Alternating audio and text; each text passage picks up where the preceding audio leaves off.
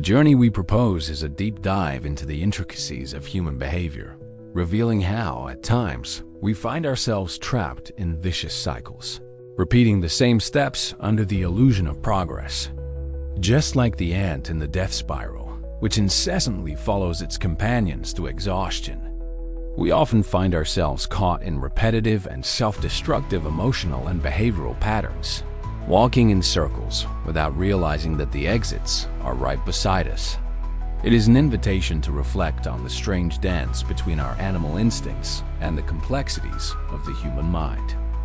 Have you ever felt that peculiar sensation of running on a treadmill, sweating, tired, yet realizing that the landscape around you remains unchanged? It's the painful illusion of movement without progress. This is the essence of the inertia of self-deception, an insidious and deeply ingrained emotional state where the repetition of patterns becomes so profoundly familiar that, dangerously, we confuse it with advancement. It is the mind, in a subtle and often unconscious self-delusion, convincing us that with each new attempt, each new cycle, we are closer to a solution, when, in reality, we are merely intensifying our run in the same spot, trapped in a vicious cycle of repetition. Consider your friend who, after yet another painful breakup, swears that this time it will be different. She meticulously plans her approach, makes lists of desired qualities for a partner, downloads the most popular dating apps, and even enrolls in dance classes to expand her social circle. But with an almost mechanical predictability and to the despair of those observing her, she finds herself repeatedly drawn to and entangled with the same type of person who caused her pain before, the emotionally unavailable, the unstable, the one who puts her second or who makes her feel dangerously insecure.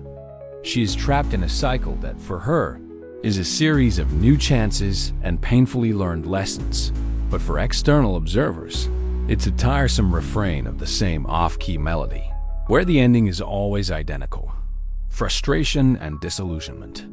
With each new attempt, she convinces herself that she is one step closer to happiness. But the unforgiving reality is that she merely repeats the choreography of pain, perfecting the misstep. Or consider the professional who feels stagnant, a constant lament pervading their conversations. They complain incessantly about the lack of recognition, the absurd workload, the stifling bureaucracy, uncooperative colleagues, and the constant feeling of fighting an unfair and ungrateful system. They dream of a brilliant career, fair pay, and recognition, but vehemently refuse to step out of their comfort zone. They never enroll in that upskilling course they keep talking about, never risk seeking new skills that would make them more competitive, nor apply for challenges that would pull them out of monotony, fearing failure, extra effort, or criticism. For them, the problem is invariably external, the fault of the market, the economy, the government, the boss, the whole world, anyone but themselves. In reality, they're spinning on an invisible treadmill, sweating, feeling the effort, but remaining in the exact same spot, justifying their inaction with the narrative that things are tough for everyone or you can't fight the system. The belief that things will magically change on their own one day keeps them firmly anchored in a circle of passive frustration, waiting for a miracle that will never come without their own intervention. Then there is the cycle of debt, a financial script that repeats with cruel punctuality. Invariably, it begins with the fervent and optimistic belief that this time I'll get organized. This time I'll be different. The budget is meticulously created and recreated. Spreadsheets gleam with promises of savings and prosperity, and intentions to cut expenses are renewed with infectious enthusiasm. But within a few weeks or months, reality asserts itself. The credit card is maxed out again. Bills pile up like insurmountable mountains, and anxiety returns, even more intense and crushing. It as the pure illusion of control over a behavior that has become a deeply ingrained and compulsive habit. An almost unconscious repetition that denies the need for a structural and radical change in financial habits, not just superficial ones. With each debt payment, there's a momentary sigh of relief that ironically feeds the pattern, masking the root of the problem and reinforcing the idea that everything is under control now. The inertia of self-deception manifests precisely in our inability, or perhaps our deeper unconscious refusal, to break away from what is familiar, even if that familiarity is the very source of our suffering, stagnation, and unhappiness. It is the comfort of the known, however painful, limiting, or destructive it may be, prevailing over the liberating and transformative unknown that could bring true change. To maintain this illusion of control and progress, we, as accomplished storytellers, create complex narratives and mental justifications. We convince ourselves that we are learning from our mistakes, that we are constantly evolving, that we are almost there, that the next attempt will be the victorious one, when, in truth, we are merely circling the same orbit with the same blurred vision, exhaustively repeating the same errors and dead-end routes. It is the subtle yet powerful and paralyzing denial that something fundamental needs to change within us, in our perception of the world, in our daily choices, and most importantly in our actions and reactions, and not just in the external circumstances we so often blame. Imagine, for a moment, the intricate tapestry of a vast and populous ant colony, an underground universe, complex and highly organized, where millions of individuals work in almost perfect synchronicity, each with a vital role for the survival and prosperity of the colony. Worker ants are the tireless engine of this society. They are responsible for foraging and transporting food, for the meticulous construction and maintenance of the nest, for the fierce defense of the territory, and for the nurturing care of the offspring. They move in an almost orchestral symphony of coordination, guided by one of nature's most sophisticated communication systems, chemical trails, or pheromones.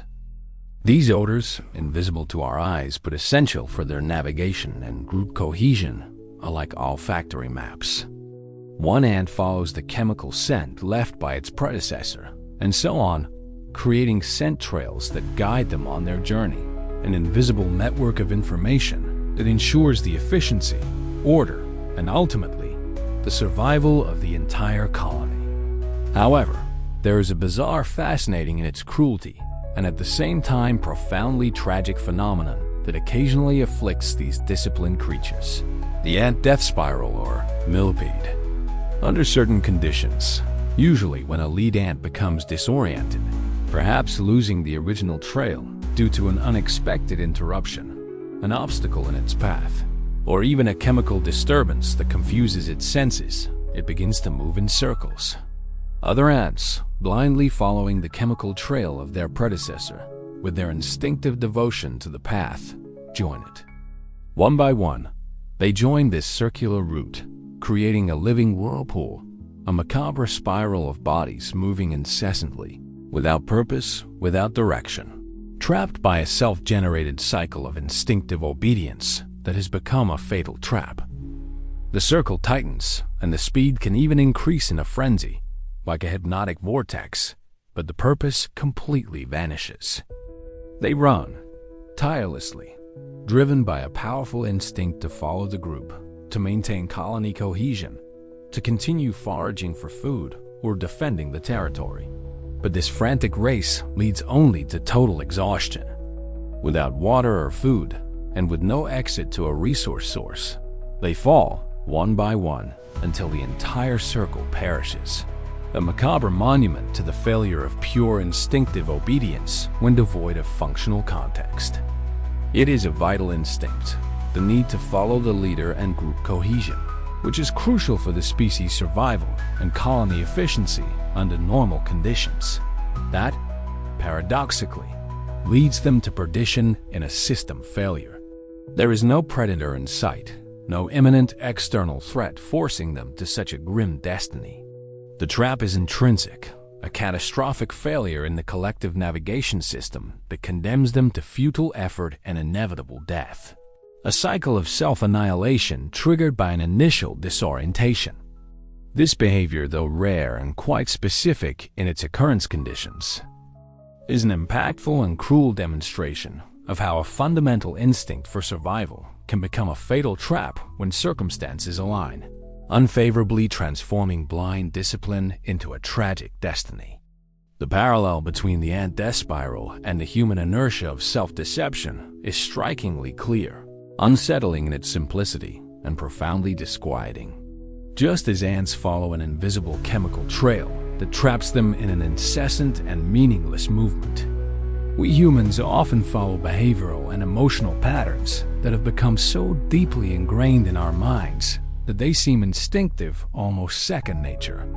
These are the invisible chemical trails of our habits, our deepest beliefs, our past traumas, and our repeated experiences, guiding us without us even realizing the route we are tracing or the destination it is leading us to. The ant, driven by its primary and unquestionable instinct to follow its predecessor's trail, does not question the direction, does not ponder the logic of the movement, nor seeks an alternative. It simply executes the biological program ingrained in its being, without the capacity for reflection. Similarly, we in our complex lives full of choices often repeat the same actions, the same ruminating thoughts, and the same emotional reactions. Not because they are effective, bring us lasting happiness, or lead us to somewhere new or better, but simply because they are familiar, because they are the path of least neural resistance, the easiest route for our brain. It is as if we are operating on autopilot in our existence, following a pre-established script that has been recorded by years of repetition and conditioning.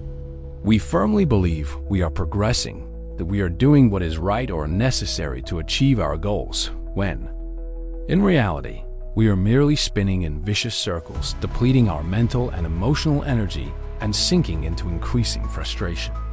The illusion of advancement is so convincing, so well justified by our own minds, that the idea of stopping reevaluating the path and daring to take a different route is almost unthinkable, seen as an unnecessary risk or a sign of weakness.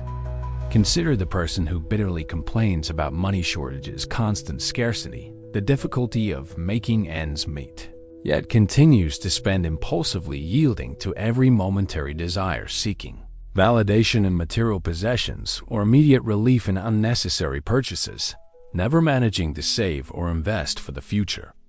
They follow the trail of immediate pleasure, the instant relief that shopping provides, a quick dopamine hit that masks the pain of financial reality without being able to break the cycle of debt.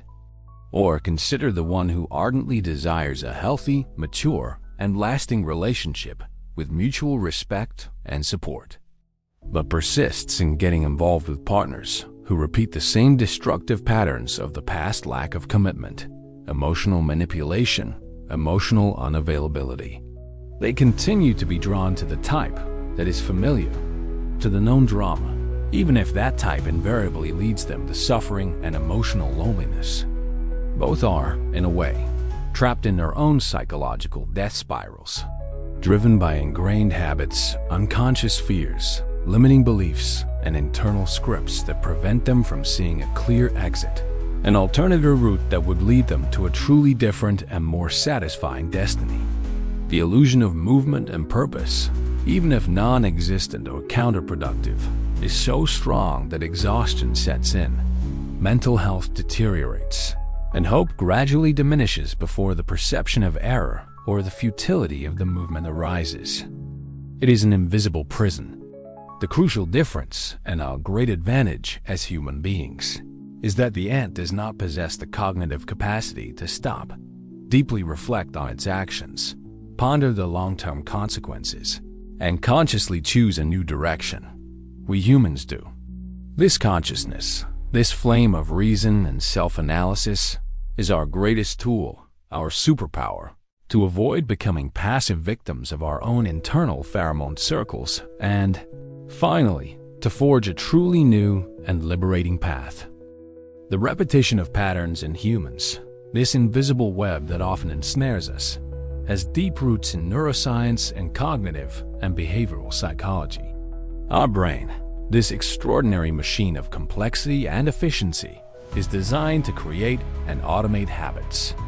This capacity is fundamental to our survival and daily functioning, allowing us to perform complex tasks like driving a car or brushing our teeth without the need for exhaustive conscious effort.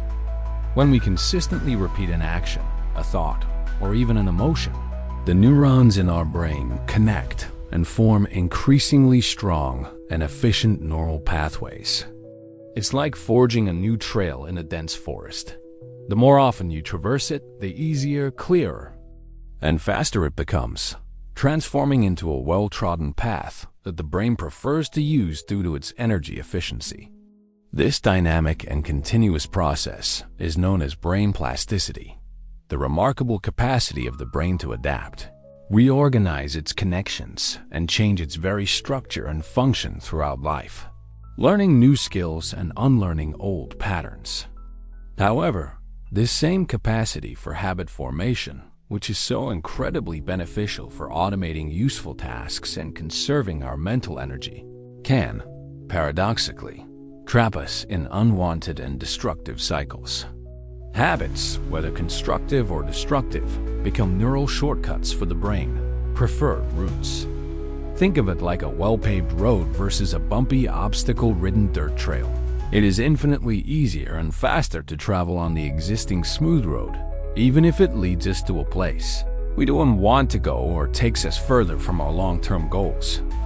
Thus, when we encounter situations that resemble past experiences, a specific emotional trigger, work stress, an uncomfortable social interaction, our brain, seeking maximum energy efficiency and minimal cognitive effort, automatically directs us to the already established neural pathways. This can result in an explosive reaction, an escape behavior, a ruminating thought, or a choice that we know to be detrimental in the long run, but which manifests almost uncontrollably in the moment. Dopamine, a crucial neurotransmitter associated with reward, pleasure, motivation, and the very formation of habits, plays a central and often perverse role in this vicious cycle. Even in destructive behavior patterns, there can be a momentary reward, a temporary relief from tension, a welcome distraction, or the alleviation of immediate pain.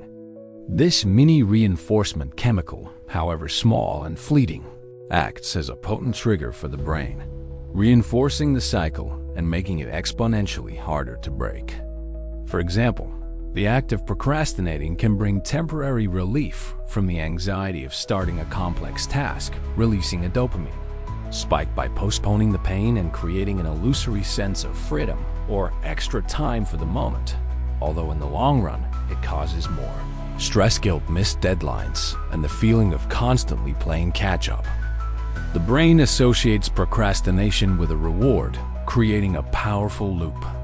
Behavioral psychology, with its vast studies on operant and classical conditioning, reinforces this idea that behavior is shaped and perpetuated by repetition and its consequences, even without conscious intention or deliberation.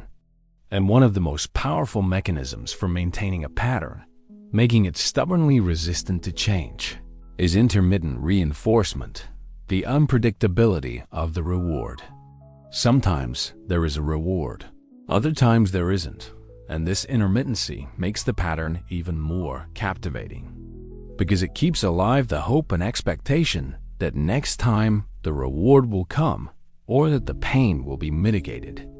It's like a slot machine. The uncertainty of gratification keeps us playing, keeping us stuck in the behavior, even if we are losing most of the time. Breaking these deeply ingrained cycles requires not just awareness, but a conscious and deliberate reprogramming of our neural pathways, a persistent and strategic effort to build new roads in the brain, paving paths for healthier, more productive, and above all, liberating behaviors. The echoes of the ant death spiral resonate in a disturbing and familiar way in countless everyday human situations, painting a vivid picture of how, at times, we find ourselves trapped in our own behavioral labyrinths, driven by ingrained habits, silent fears, and unconscious beliefs that dictate our actions, keeping us in a sterile routine. The case of the chronic complainer. Meet Maria, a professional of undeniable talent, but who seemed to be caught in an endless and exhausting cycle of complaints about her job. She constantly vented about the lack of recognition, the absurd workload, the stifling bureaucracy, uncooperative colleagues, and the constant feeling of fighting an unfair and ungrateful system. Maria spent hours, days, even weeks on end confiding in friends and family, enumerating every injustice and frustration in vivid detail, reliving the pain with each retelling. However, despite her visible suffering and the immense energy expended on complaints, she never took a concrete step to change the situation. She refused to look for another job, to have a frank and assertive conversation with her boss about her responsibilities, or to develop new skills that would make her more valued and give her more options in the market. She was trapped in a cycle of complaint without action, where the familiarity of dissatisfaction and the role of victim became a strangely comfortable and predictable refuge. She emotionally exhausted herself and, at times, the patience and empathy of others, without ever moving forward, repeating the same victim narrative. Her chemical trail was not just the comfort of being wronged, but the validation and attention she received from complaining, which, however negative, was still a form of connection and a plausible excuse for inaction. The roller coaster relationship. Joe and Anna had been in a relationship for years, a relationship marked by a cyclical and painfully predictable pattern that repeated exhaustively. Intense and explosive arguments, often over trivial matters that quickly escalated, followed by passionate and dramatic reconciliations only, to then plunge into long periods of coldness and emotional distance. Both genuinely desired a more stable, mature, and peaceful connection with a partner who made them feel secure, loved, and respected. However, with an almost cruel precision, they always fell into the same dysfunctional patterns. Discussions about small things that quickly escalated into personal accusations, and old resentments, followed by empty apologies devoid of true change and the ritualistic and vain promise that this time it will be different, we will really change. They followed the trail of drama, the passion inflamed by reconciliation, and the adrenaline of conflict, trapped in the illusion that this intensity was synonymous with true love and that perfect relationships do and exist. They were exhausted by the emotional roller coaster that never led them to a safe harbor of peace, stability, and mutual trust. The fear of loneliness, mutual emotional dependence, or perhaps an unconscious dependence on chaos and intensity as a way of feeling alive, kept them spinning in a cycle that seemed endless, even at the cost of their mental health. The "I'll start tomorrow" diet. Carlos, for example, longed to lose weight and lead a healthier life with more energy and vitality.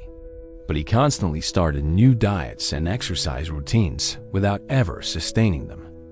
In the first few weeks, he would dedicate himself with fervor and exemplary discipline, strictly following recommendations and feeling motivated by the initial results. However, inevitably, after a dietary slip or a lazy day, he would give up completely. He would return to old eating habits and a sedentary lifestyle with an almost fatalistic resignation. He incessantly promised himself that "I'll get back on track on Monday. I'll resume after the party. I'll really start after the holidays," creating an endless cycle of false starts, frustrated attempts, and giving up. His mind was trapped in the circle of tomorrow, where the promise of an ideal future and the escape from present. Discipline prevented consistent action and lasting commitment. This inaction led him to mental exhaustion, low self-esteem, guilt, and the frustration of never reaching his goals, trapped in the trail of immediate pleasure and eternal procrastination, which itself becomes a habit, a perfectly refined mechanism of self-sabotage. The image of the ant death spiral, however bizarre and intrinsically tragic, offers us a strikingly powerful metaphor and invaluable lessons for our own existence. It reminds us, with painful and impactful clarity, that the instinct to follow, whether it's an invisible chemical trail for an ant, or a deeply ingrained, almost imperceptible behavioral and emotional pattern within us can, paradoxically, divert us from the path of evolution, genuine happiness, and trap us in seemingly inescapable cycles of stagnation and suffering. But, and this is the crucial difference, unlike ants, who lack the capacity for choice or conscious reevaluation, we human beings possess the extraordinary and transformative ability to stop, observe, question, and, crucially, change direction. The first and most fundamental lesson is that of perception and attentive self-observation. Are we, by chance, running in circles in some significant area of our lives, our interpersonal relationships, our professional careers, our finances, our mental or physical health? Are we repeating the same mistakes, the same emotional reactions, the same patterns of self-sabotage, expecting miraculously different results from identical actions? It takes an immense act of courage, brutal honesty with oneself, and vulnerability to acknowledge one's own inertia, to admit that the belief in progress might be a well-constructed illusion by the mind, an armor protecting us from an uncomfortable truth. Deep self-analysis, performed without excessive judgment or paralyzing guilt, but with genuine curiosity, is key to identifying these invisible chemical trails, our unconscious habits, our limiting beliefs about ourselves and the world, our ingrained fears, our unresolved traumas, and the scripts we have learned and repeatedly enact. Only by recognizing the pattern, by bringing the light of consciousness to the darkness of repetition, can we begin to disarm it. The second lesson is that of conscious and intentional redirection. Once we perceive the vicious circle, the invisible treadmill we are running on, we have the ability and the responsibility to consciously change course. This can mean breaking a long-standing habit, challenging a deeply ingrained belief that limits us, seeking external help from a therapist, mentor, coach, or joining a support group. It can also mean exposing ourselves to new experiences and perspectives that pull us out of our comfort zone and show us other possibilities of being and acting. It is not an easy path, nor is it free of challenges. Our brain, programmed for efficiency and to follow the easiest and most familiar path, will vigorously resist this change, trying to pull us back to the old known trail. But neuroplasticity, the wonderful and inspiring capacity of our brain to adapt, to create and strengthen new neural connections, guarantees us that with persistent effort, consistency, and the repetition of new actions and thoughts, we can build new neural pathways, new roads that lead us to different, healthier, more productive, and, above all, truly liberating destinations. It is a process of mental and behavioral re-engineering. Finally, the great lesson of freedom and redefined purpose. Stepping out of our own death spiral is not just about avoiding physical or mental exhaustion, persistent frustration, or painful repetition. It's about rediscovering the deeper purpose of our journey, the direction we truly want to go, one that resonates with our true essence, our deepest values, and our most authentic dreams. It's about stopping blindly following automatic instincts or patterns imposed by the past, by culture, or by others' expectations, and starting to lead our own lives, making conscious, authentic decisions aligned with our highest goals and aspirations. It is to understand that, although nature offers us examples of instinctive traps and seemingly inescapable cycles, the human mind presents us with the key to freedom and the innate capacity to transcend our own internal pheromone circles, writing a new story, a new life path with intentionality and authorship. The image of the exhausted ant spiraling to its fatal end is a powerful metaphor that haunts us and, at the same time, invites us to the deepest introspection and self-discovery. But when we look at it, we see not just a tragic end, but a mirror that reflects our own repetitions, our own circles of self-deception, the paths we follow without questioning, often out of fear of the unknown or attachment to the familiar, even if it is painful. What trail will you decide not to follow anymore? consciously breaking the cycle. And what new path, free, intentional, and aligned with who you truly want to be, will you dare to forge from now on?